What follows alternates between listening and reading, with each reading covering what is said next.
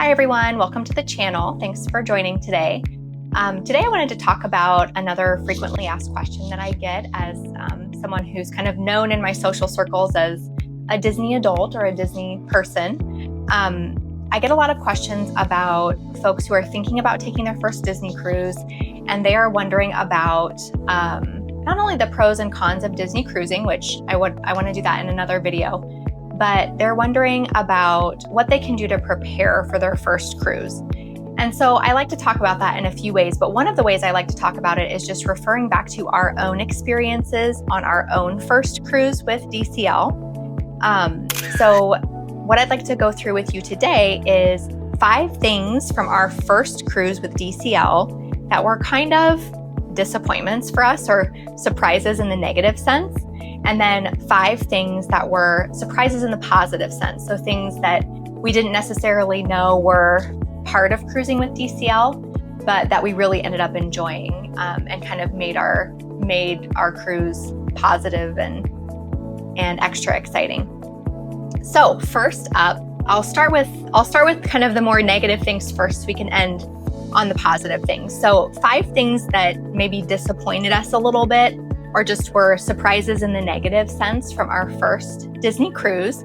And this first one, I have to laugh now. It seems a little bit silly in retrospect because, of course this isn't a thing, but we didn't realize one of the restaurants I was actually really looking forward to, one of the main dining rooms that I was looking forward to was Animator's Palette. Our first cruise was on the Dream. So Animator's Palette is one of the main dining rooms on the Dream. And I didn't realize that the show in Animator's Palette is not like every time you go into Animator's Palette. So sometimes Animator's Palette is one of the main dining rooms that is available for lunch on embarkation day. You can also, our first cruise was 5 nights. So we actually ended up going to Animator's Palette 3 times. And there are only 2 shows that happen. So one of the nights there was no show there. It was actually Pirate Night that night. And so I was surprised that we didn't get a show at Animator's Palette that day and a little bit disappointed. So kind of a funny thing, but if there's a main dining room that has a show, just depending on the schedule for the cruise, there may not be a show every time you set foot in that restaurant. Folks who would know, like most cast members would know that if you want to ask someone if there's something in particular that you're looking forward to and expecting, you can check with a cast member. Of course, your head server, your dining team, they're always going to be able to answer questions about the main dining rooms and the schedule there. So that was our first thing. The second thing was, these are in no particular order. These were just, as my husband and I were kind of reminiscing back, these were just sort of in the order that they came to us. The second thing was we didn't realize how long we would have to wait for Disney bus transportation going to and from the port. So we kind of thought, oh, this will be super fast and easy. And not that it's not. I think there's aside from if you want to, throw down a couple $100 on private transportation, the Disney bus is a great way to get to and from the port. I think we didn't quite realize like how much waiting would be entailed. So, you can wait if you're taking the Disney bus from a Disney resort down to the port or from the Hyatt, the MCO Hyatt down to the port. You have to kind of be like down in the lobby in line pretty early. They're going to ask you to be down there between 8:30 and 9 a.m. on embarkation day, assuming it's kind of a normal Port Canaveral departure. And then coming back from the port, once you get off the ship, you're going to kind of go around. You kind of take a left out of the terminal after you get through customs and immigration, and there's going to be kind of a little line of Disney buses, and you'll kind of sit there and you have to wait for your bus to fill before it's going to leave. So my husband and I kind of thought, oh, this will be really quick. And then our first time off the ship and over to the Disney bus, we ended up waiting almost 30 minutes for our bus to leave. And just, it wasn't terrible, but it wasn't something that we were expecting. It was a little bit of a surprise. The third thing that surprised me a little bit on my first Disney cruise was I didn't realize that, and I'm a planner, so this was extra hard for me, but I didn't realize that your Navigator app doesn't populate with activities until you are on board the ship, until you're connected to Disney Cruise Line's Wi-Fi. So that usually happens once you get kind of into the terminal area at the port. So if you've cruised other lines, so like Royal Caribbean, for example, your app is going to populate with a lot of the activities that are going on the ship well before you get to the port. So you're able to kind of look at it, see what's going on, get an idea of what your day is to look like. And with the DCL app, you literally have no idea what's going to be happening on the ship and what the schedule is until you get connected to the Wi-Fi. Now, of course, excursions and things like that, you can book those well ahead of time. So tastings, any of like the paid upcharge stuff, you book that in advance so you'll know when that is. You'll have a scheduled time for that kind of stuff. But for just kind of the daily activities on the ship that are included and just sort of part of the ship's ecosystem there, you really won't know what that schedule looks like until you get on board. So that was a little surprising to me and a little bit unnerving. It's something that I've actually grown to love. I love not over planning the cruise, but it was a little bit like I was kind of surprised at first. So that was the third thing, sorry. The fourth thing that surprised us a little bit on our first Disney cruise was photo package. So we didn't realize that the photo package on DCL is a little bit different than Memory Maker in the parks, where you can't access your photos. You have to make the decision to purchase your photos while you're on the ship, also while you're on, that DCL Wi-Fi network. So you have to make the decision to purchase. It used to be on our first cruise, you had to make the decision to purchase and download the photos while you were still on the ship. We didn't know that on our first cruise, and we ended up not being able to get any of our photos because we thought, oh, well, we're in the moment, we're enjoying our cruise, we'll do the photos when we get home.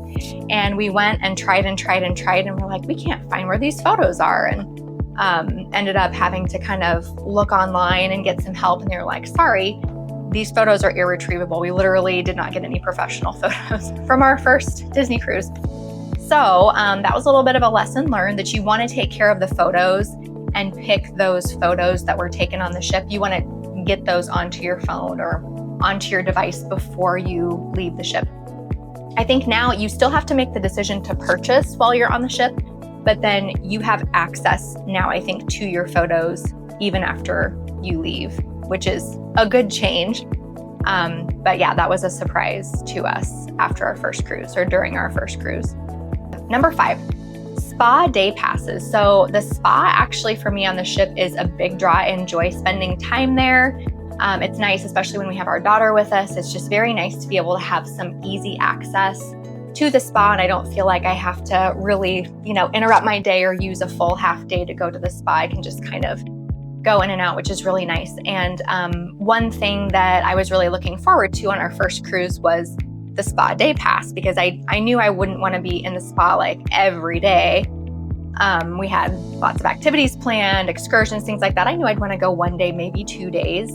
But one thing that surprised me is that spa day passes are they're not always available. Spa day passes are available first come, first serve, until they're out or at capacity for the day.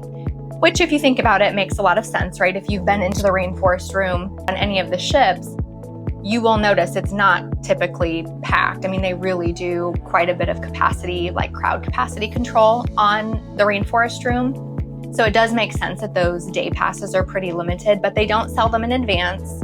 You have to purchase a length of cruise pass, or, once you get onto the ship, you can go up to Senses Spa the morning or the day that you would like a day pass, and you can ask if they have any available, but that's the only way to get a day pass. So that disappointed me a little bit, because I had really wanted to purchase a day pass for like a specific day that I had a treatment. And that was another surprise to me, is that, sometimes at a spa, like if you have a treatment, then you automatically get access to all of the spa facilities. So I had like a 90-minute massage and acupuncture booked. So it was like quite a large spa booking, and they still were not able to guarantee me a day pass to the rainforest room. So I thought that was really strange, and I still do think that's strange, and I'm still disappointed. So I have nothing positive to say about this one.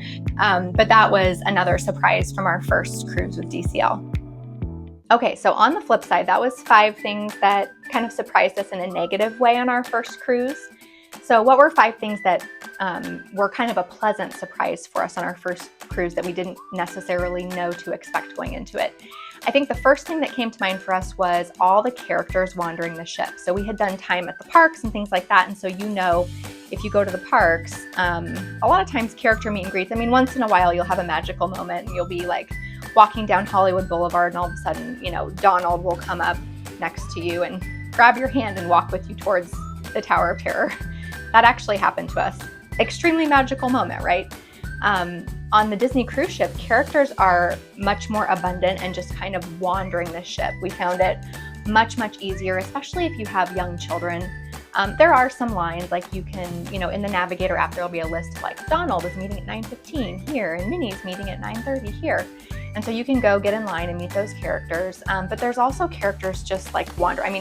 I would say it would be very tough to do a Disney cruise and not just happen into a character.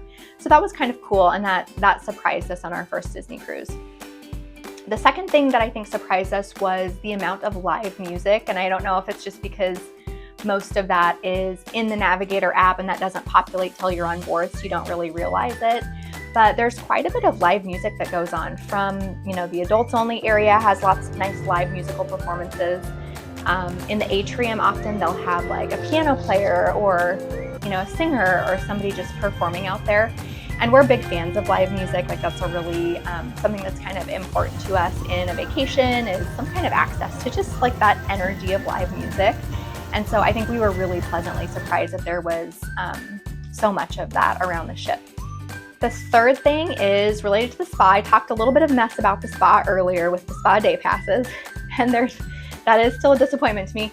But one thing that I do love about the spa is that you actually do not need to have a day pass to the spa or the rainforest room or anything like that to go and use the showers down there. So particularly if you find the showers in your stateroom a little bit constricting, because unless you're staying concierge and you have, one of the nice big steam showers or one of the bigger showers in the suites, those showers can be pretty small. I find them usable. I'm 5'6", I'm not a large person, but I could see if you were much bigger than me, I could see those being, bumping into the walls and things like that would not be difficult. So the showers in the spa area, in the kind of the locker room area of the spa, are like normal size showers. And they have pretty nice products down there. They've got full vanities, blow dryers, all of that, so you could kind of get ready. So I actually find, usually we try not to have real fast-paced mornings on our Disney cruises, but I do find that if we do all need to be getting ready at the same time, sometimes it's a good idea for me or maybe my husband, one of us, to go down to the spa and actually use the facilities in the spa to shower and get ready. And you can do that anytime. You don't have to have a spa appointment or anything. So that was a very pleasant surprise, actually. The fourth pleasant surprise that we had was laundry on the ship. And this actually didn't need to be a surprise. This is very well-known information, I think, if you have read a lot about Disney Cruise Line, but not every cruise ship has laundry facilities on the ship. So sometimes you can have laundry service, get your laundry done for, a fee, which usually ends up being $20 or $30-ish per load. But the Disney Cruise Line ships, being very family oriented, they all have just kind of self-service laundromats on the ship, which is actually really, really handy. And the machines work really well. They're very easy to use. And particularly if you're doing a longer cruise or maybe a vacation where you're combining like a Disneyland vacation, Disney World vacation with the cruise, and you're going to be gone for, 7, 10 plus days, having access to the laundry facility is actually a really big perk. So we were very pleasantly surprised by that. And the fifth and final pleasant surprise that I will share, just recalling back to our first Disney cruise, is that unlike some other cruise lines, you actually pay for excursions either once you take them or very proximally to when you take them. So one thing, and this sticks out to me because we kind of recently did an Alaska sailing with Royal Caribbean, and one thing that was kind of annoying about that for me on the Royal Caribbean side of things is that you book your excursions, however far in advance. They don't have like a booking window You just sort of, things become available kind of generally 5 months in advance or 6 months in advance or something. And so you book your excursion, you pay for your excursion up front. And then what other cruise lines will do is they will have sales on those excursions. So like Black Friday rolls around and your excursion goes on sale. So you have to kind of keep an eye on it and bargain shop it a little bit. And you have to say, oh, this excursion that I booked for us is 20% off now for Black Friday. So you have to go in, you have to cancel it, deal with the refund, and then you have to rebook at the lower price. And I think some people actually love this. Some people get a real rise off of like, oh, I bought it for this much. The water package was this much and I bought it and now it's cheaper. So I'm going to cancel it and rebook it. To me, that's just a lot of extra hassle. I don't really have time to kind of like price watch that stuff. So I did not enjoy that about our Royal Cruise. And I was very pleasantly surprised with Disney that it's just, the booking windows are firm. It's like, hey, you're a brand new cruiser. This is when excursions are available to you. Midnight, literally to the second, it's accurate. Midnight on this day, you can book your excursions or your activities. You book them, but then you don't actually pay for them until it gets a little bit closer, like within the cancellation window, which is usually a couple of days, or when you actually take the excursion. So I kind of like that because then it's just, it's just easier to plan for it. And Disney doesn't, pro and con here, but Disney doesn't really do sales on their excursions. It just kind of is what it is. But if you're someone who likes to plan, that's actually nice because you know exactly what's going on and exactly what you're getting. So that's a quick rundown of the top 5 things that kind of surprised us in a little bit of a negative way on our first Disney cruise, and also the 5 things that surprised us in a positive way on our first Disney cruise.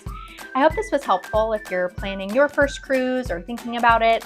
If so, give the video a thumbs up just so I know it was helpful. And if you'd like to hear more tips and tricks that we've learned from many years of cruising DCL and also park visits, please follow the channel so you can get notified when we have new content go up. Thanks for joining us today. Goodbye.